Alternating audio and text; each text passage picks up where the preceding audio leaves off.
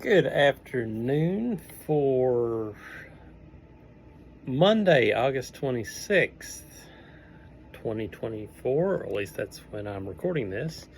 I am Andy Sullivan, and you are watching Blendertainment. I still haven't settled on a name change for this thing. I think I'm just going to keep Blendertainment. Blendertainment was my podcast, and then, well, told you about the whole podcast thing. My app that I was using decided that they were going to quit allowing you to record. So I decided to take my business elsewhere. What we're going to start with today is yesterday's AEW All Out, or All In, rather. Bryan Danielson defeated Swerve Strickland in an excellent main event in AEW's All In Wembley Stadium to win the AEW World Championship. Now, the thing here was, or the tagline here was title versus career. And since Bryan won the title, you think he's going to keep going because he's the champion now, right? Well, I think so too, or I thought so. And then I saw the post-match or post-event media scrum, and he kind of left a lot of us with the feeling that, okay, I won the title. This is it. My kids want me to retire. I want to spend time with my kids and my wife. And so I'm wondering if Wednesday night Bryan's not going to give that title up, and our main event for All Out, which I was wondering about anyway. But Christian Cage did win the gauntlet, so you can cash in that. They've said now you can cash in that gauntlet win whenever you want. Kind of sounds like Money in the Bank, doesn't it? Yeah. That's what I thought too. But anyway, I'm getting ahead of myself. We'll see what happens. But see, the emotional match saw Swerve bludgeon and brutalize a bloody Bryan Danielson in front of his family, but Danielson just would not quit. That's what he's always been known for, and that is what us fans love about him. The match was interrupted by Hangman Adam Page, who was apprehended by security before Danielson was able to regain the advantage. Hangman's interference didn't play into the finish, as Bryan was able to trap Swerve in the LeBell Lock to win his first AEW World Championship. Now, we all know the history between Swerve and Hangman. I've actually even heard some people compare the Swerve-Hangman feud to Stone Cold Steve Austin and The Rock. Well, hold up a minute. And I even had my friend who passed away a couple of weeks ago, he even went so far as to say that it was better than Stone Cold and The Rock. Come on now. Agree to disagree, my friend. Anyway, despite the hit or miss buildup, Swerve versus Danielson felt like the biggest match on the card as fans went crazy the second the bell rang. WWE Hall of Famer Jim Ross joined the commentary team to call the career versus title match. As has been the case for most of Swerve Strickland's under-promoted AEW Championship run, Swerve was not the main character in his own world title defense. What's that about? Instead, Swerve Strickland's main event match against Danielson was about Danielson and whether or not this would be his final match.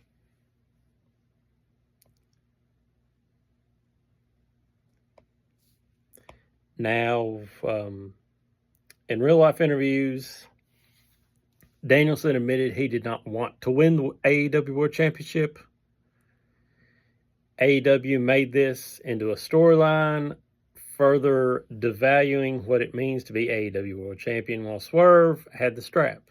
After winning the men's Owen Hart tournament, an apathetic Danielson had to be motivated by the likes of Jeff Jarrett and Eddie Kingston, not throwing shade against Jarrett and Kingston, but he had to be motivated by them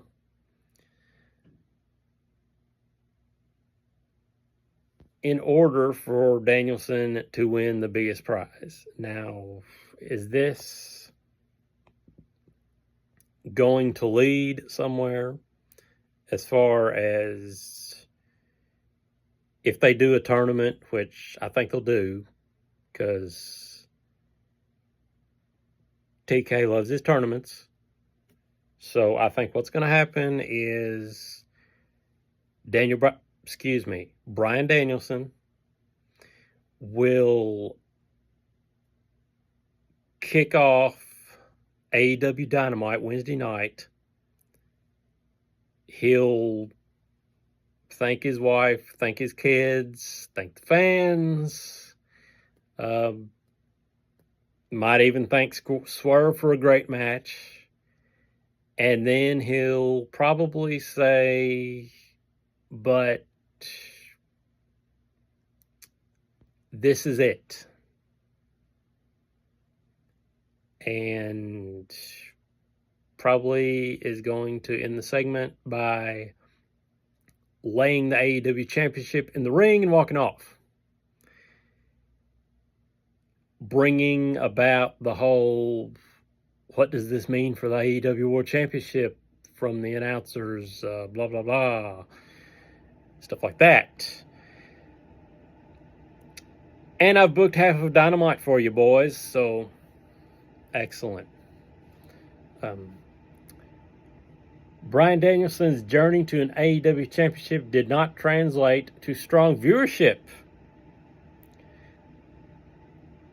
This was never made clearer than the well-built match between Danielson, who is 41, and Jeff Jarrett, who is 57, against the Olympics.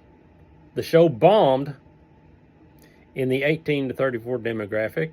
I don't really pay attention to that. I'm not a ratings guy, so,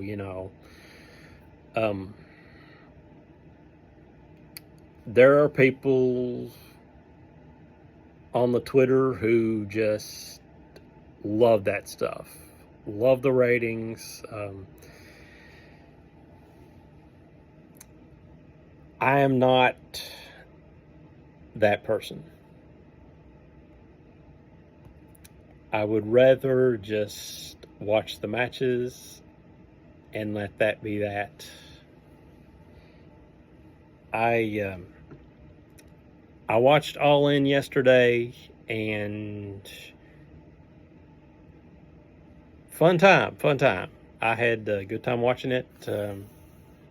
It was exceedingly long, which, all AEW pay-per-views are, but thank God it started at noon and was over at 4 instead of starting at 11 and being over at midnight, or starting at 7 and being over at midnight. Now, as far as the rest of the pay-per-view,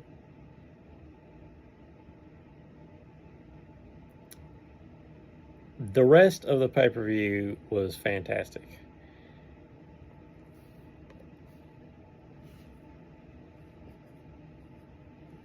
We saw a new AEW Women's Champion, Mariah May, defeating Timeless Toni Storm, and she has promised a live sex celebration on Dynamite. No, that's okay. You know what? If you're gonna just copy Edge and Lita from WWE, cool. But no, that's not gonna happen. I'm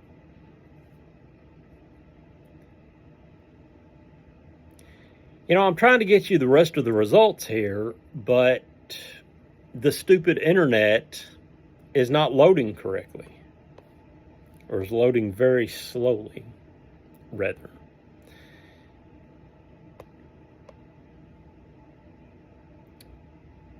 Ricochet debuted in AEW in the Casino Battle Royal and lost.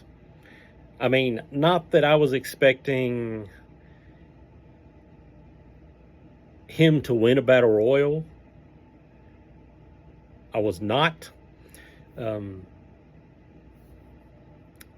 didn't even know actually if he was going to be in it, honestly. So that was pretty cool. I mean, I knew that Ricochet was going to be at the pay-per-view. I knew he had joined AEW. But didn't know in what capacity they would use him. And he really he turned up.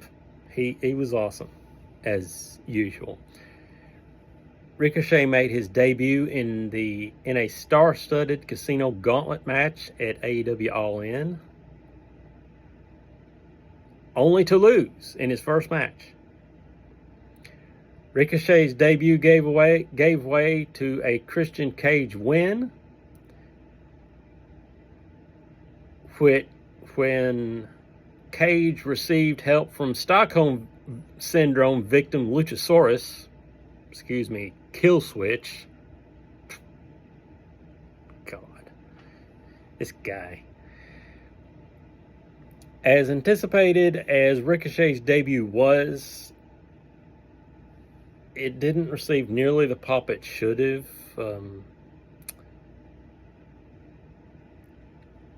Ricochet's arrival followed surprise entrances from Kazuchika Okada, Nigel McGuinness coming out of retirement, Zack Sabre Jr., and even Jeff Jarrett, all of whom received massive pops. Fans came alive as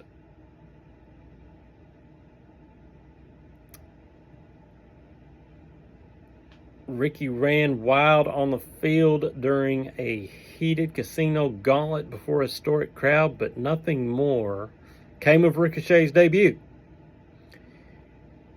In fact, and I'm going to get some flack here, but I agree with Forbes. And I know this is it's easy to say after one match. Let's just see what happens. But judging off of this debut, Ricochet feels like he's in the same spot that he was in when he left WWE. I'm just saying. Listen, he has challenged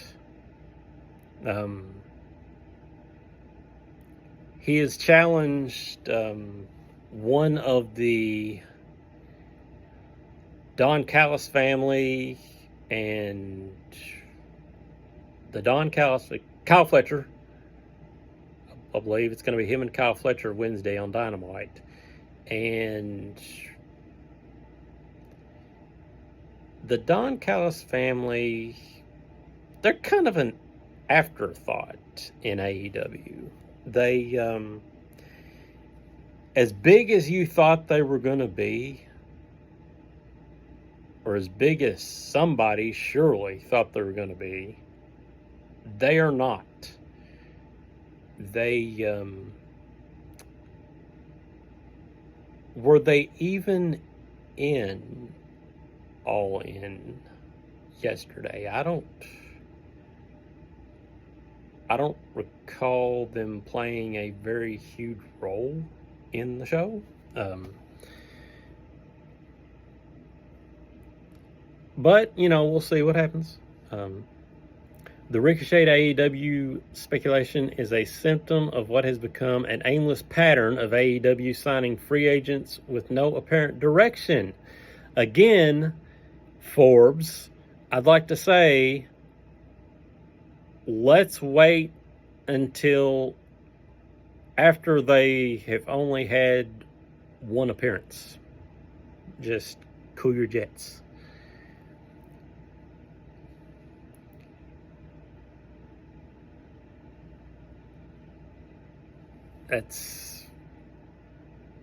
While Ricochet signing with AEW is the best financial decision for the high flyer, one might ask whether or not it's the right career move. You know what? It's not my career.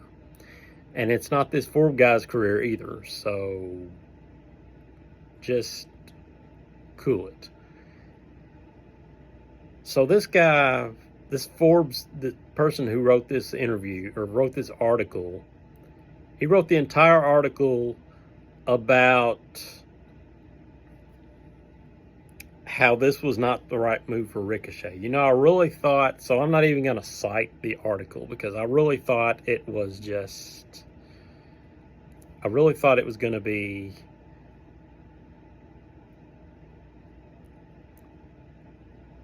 I clicked on the wrong article. I thought it was going to be a results article, but instead it was just kind of a one-sided. It's kind of a one-sided. Ricochet made the wrong move by going to AEW after one match. So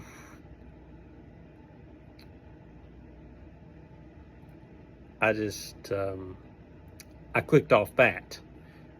And I've clicked on Bleacher Report. And again, it is taking a century to load. I don't know. Maybe it's my iPad. But it's taken forever. Or maybe I'm just impatient. In front of 53,000 plus, AEW delivered one of its best shows in company history. It felt big and delivered even bigger. Now, this is Bleacher Report. They are a little bit more optimistic, shall we say, than Forbes was. I thought it was a great show.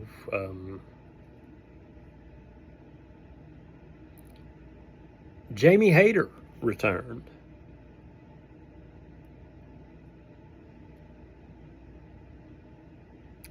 On the pre-show.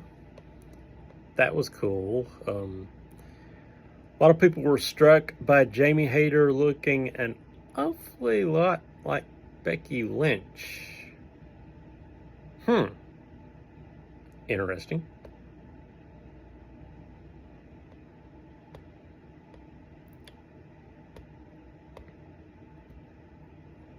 Mariah May wins the women's championship. Bryan Danielson wins the AEW championship. As I've said,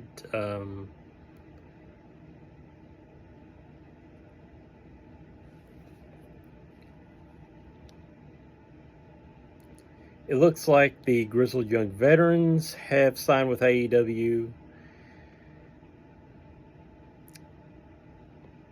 This is a huge signing that adds a fresh element to a tag division that needed a spark.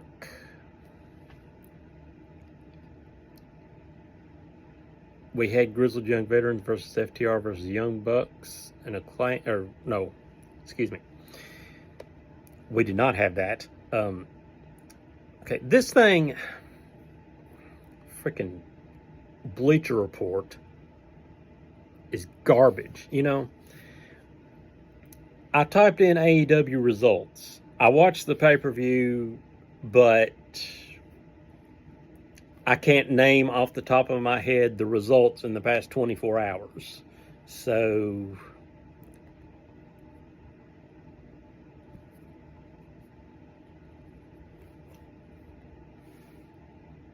I'm going to try this again.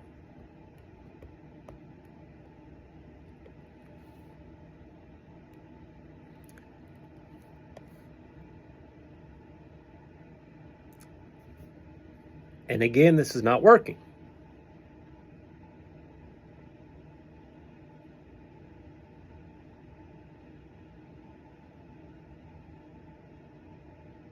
Okay. Let's try this. I know this is exactly what you guys wanted to watch. Just a guy sitting here waiting for his iPad to load. Great entertainment, isn't it?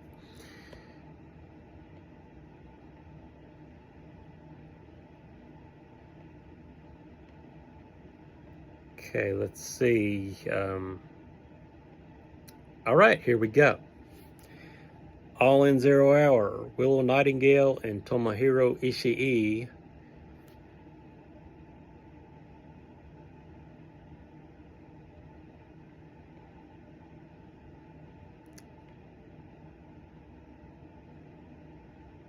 Okay, this did not...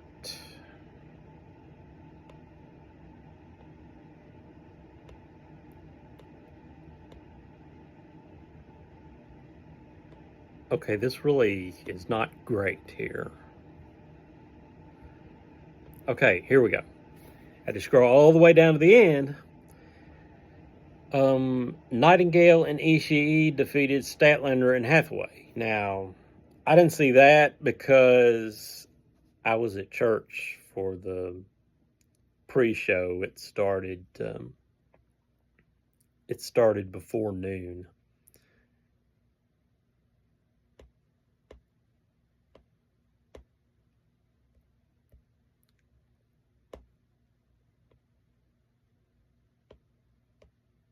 And again, this thing is taking forever to load. Dustin Rhodes, Sammy Guevara, and the Von Erichs, and Shibata defeated the Gates of Agony and the Undisputed Kingdom. Jamie Hayter returns, or Jamie Lynch, if you want to call her, because, An enraged Saraya made her way to the ring, flanked by the entire Knight family, to attempt to hold up the show in protest of not having a match. Gee, I'm glad I missed that.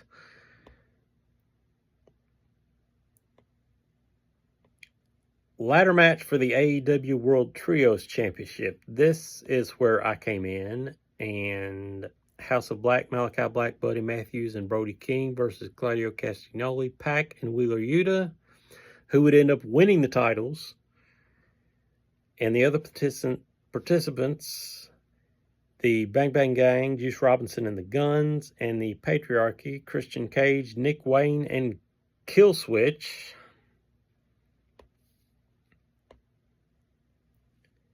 I'm glad Castagnoli, Pac, and Wheeler won the titles. I'm hoping that this means that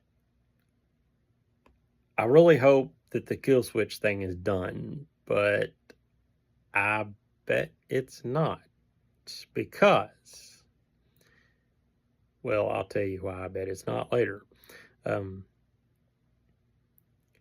There was heavy emphasis on the get-go that Pac missed out on All In last year, which planted the seeds for a title change. Mother Wayne, I can't I still, it's hilarious even saying that.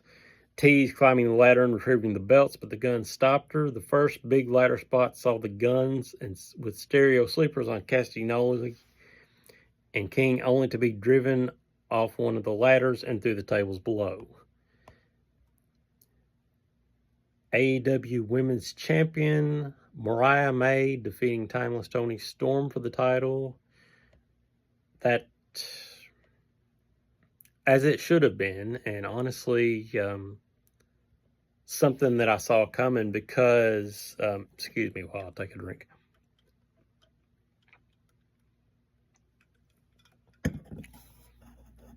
Because, well,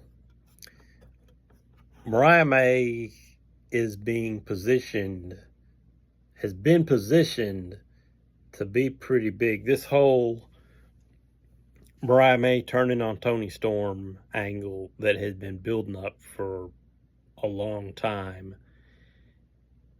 And when it finally happened a while back on Dynamite, that was a big payoff. And yesterday was another big payoff with Mariah winning the championship. May slapped her mother at ringside. That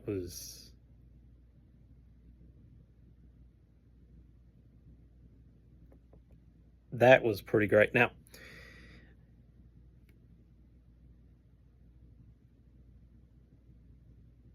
okay, see, right now it is frozen. Okay, here we go. The screen froze up again. Fantastic.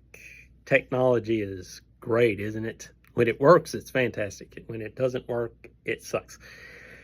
FTW Championship, Hook versus Chris Jericho. The Hook, the one-eyed pirate, turned out he worked us all. He could see the whole time.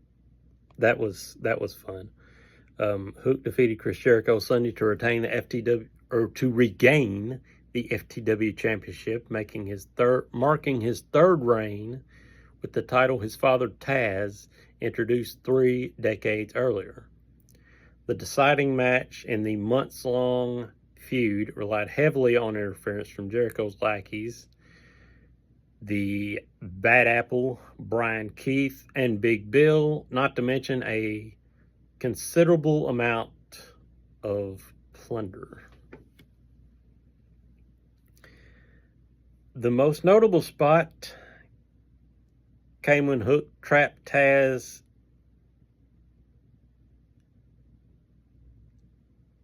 in his hold and Keith attempted to interfere. Taz left the announce table, trapped the Bad Apple in his own version of the Taz mission, and watched as his son tapped out Jericho to win the match. Now, common sense would tell you that there's probably going to be some get back here on behalf of Jericho and Keith. So Taz is probably gonna, can Taz take a shot? Because, you know, his neck. But he probably will.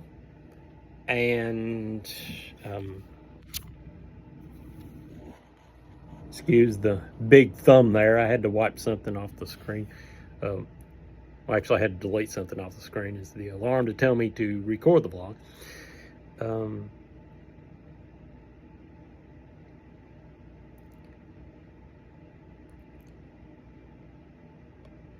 The match, I thought the match for what it was okay. Next, we had the 3-way for the AEW Tag Team Championship. The Acclaimed versus FTR versus the Young Bucks, who, I'm going to tell you, I never did like the Young Bucks character. characters. I'm talking about even when they were fan favorites. I was one of the few. Everybody was like, "Oh, I love the Young Bucks." Yeah, I never did. Young Bucks defended the AEW World Tag Team Championship in the next contest, a three-way against FTR and the Acclaim. The match was full of non-stop action and too many bodies. Okay, too many bodies, Bleacher Report? I don't know. I mean, it was a three-team ladder match. What do you want?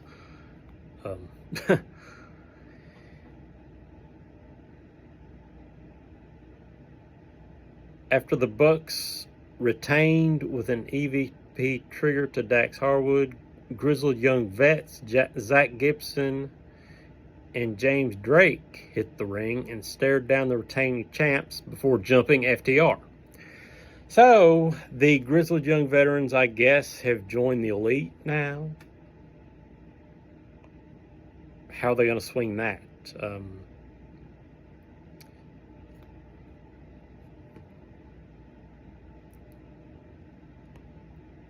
The Young Bucks retaining in what Bleacher Report gave a B, I guess. I'm not into grading matches, but whatever. Now, next was the Casino Gauntlet match. AEW promised the unexpected in the Casino Gauntlet match for a shot at the AEW World Championship, and it did not disappoint. First, we got the in-ring return of legendary former Ring of Honor World Champion and current commentator Nigel McGuinness. From there, we had a special appearance from New Japan Pro Wrestling star and 2024 G1 winner Zack Sabre Jr. The most unforgettable moment came when Ricochet made his AEW debut, entering through the curtain to a thunderous ovation and wasting little time showcasing his explosive offense. Despite all those surprises and some superb in-ring content that came about because of these men, it was the arrival of Christian Cage late in the match that set up the finish. Luchasaurus emerged from the locker room as the final entrant, teasing that he had set aside the Killswitch moniker and was about to put an end to his relationship with the leader of the patriarchy, only to lay out O'Reilly and hand Cage the victory and title opportunity. The finish was a letdown considering everything that had preceded it. We had already seen more than our fair share of teases from the Dino masked big man that his partnership with Cage was about to come to an end, only for him to do what was in the best interest of Cage. Bleacher Report says it was wholly unnecessary. I say it was them furthering the angle. We're eventually going to get that big payoff.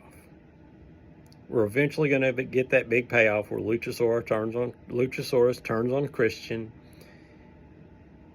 I don't know when it's going to be, but the match was an A+ match. Christian Cage wins the title opportunity. When is he going to cash in? He could cash in at any time. It's akin to the Money in the Bank. As a matter of fact, it is the Money in the Bank. The only thing, it wasn't a ladder match, but crowd came unglued for McGuinness's arrival. Hometown boy, that makes sense. But yeah, we knew McGuinness wasn't going to win that match. Although, given that Bryan Danielson did win the championship, oh, spoiler alert, I was going to tell you that later, but you already knew if you watched the show. But given that Danielson won the championship, Imagine if McGuinness had won that match. You'd have McGuinness lording over Bryan the fact that he could challenge him anytime he wanted to. That would have been something else. Next, we had the AEW American Championship. Will Ospreay trying to regain the title from MJF. Of course, MJF renaming it the American Championship. It was the International Championship and is again the International Championship. Will Ospreay made a successful homecoming, defeating self-proclaimed AEW American Champion MJF and bringing back the AEW International Championship. Victory came at the end of the match that was every bit as good as one would expect, and also hit all the storyline notes along the way. MJF worked over the previously injured neck of Ospreay, and he appeared poised to steal a win via championship shot to the face later on. But Ospreay fought through it. Later, an unknown competitor clad in black appeared, preventing MJF from utilizing the brass knuckles. He removed his mask, revealing himself to be Daniel Garcia. The distraction set up the hidden blade. Ospreay finished his opponent with the Tiger Driver 91 for the win. Now, this is twofold. Ospreay defeats MJF to win the title, and we are, in my opinion, guaranteed what Daniel Garcia wanted before he got injured. He wanted Daniel Garcia versus MJF at All Out. And I think that's what we're going to get.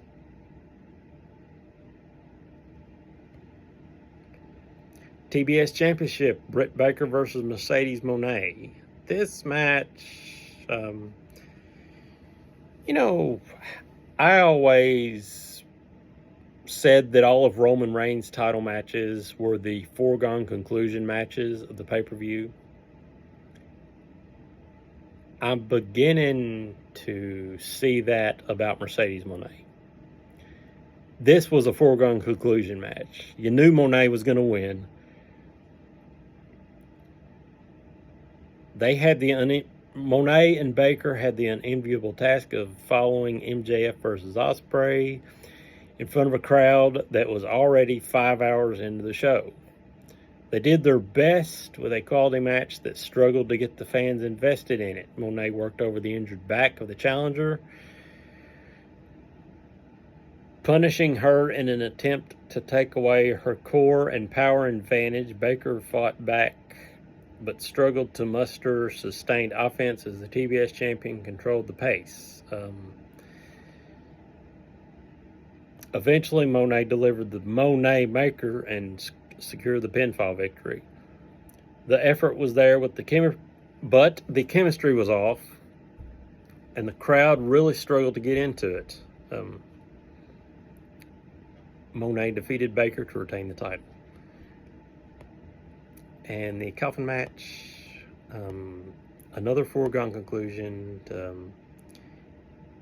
Jack Perry retaining the title, but Sting did appear.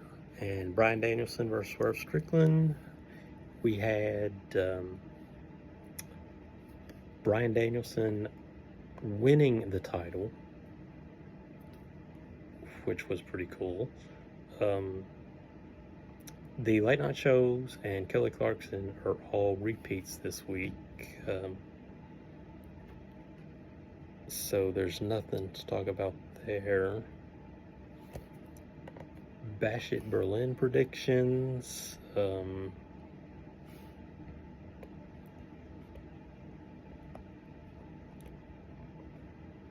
Bash It Berlin card is... I'm going to run down these really quick because... Let's see, World Heavyweight Champion Gunther will retain against Randy Orton Undisputed Championship match. Cody Rhodes will retain against Kevin Owens. Strap match.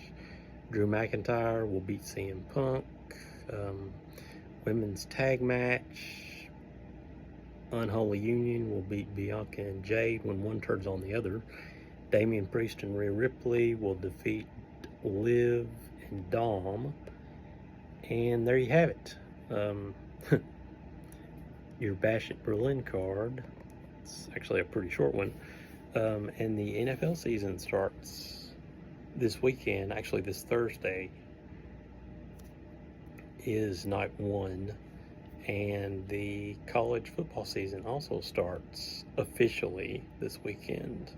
So lots of big stuff going on, and I'm going to be watching as much as I can, honestly.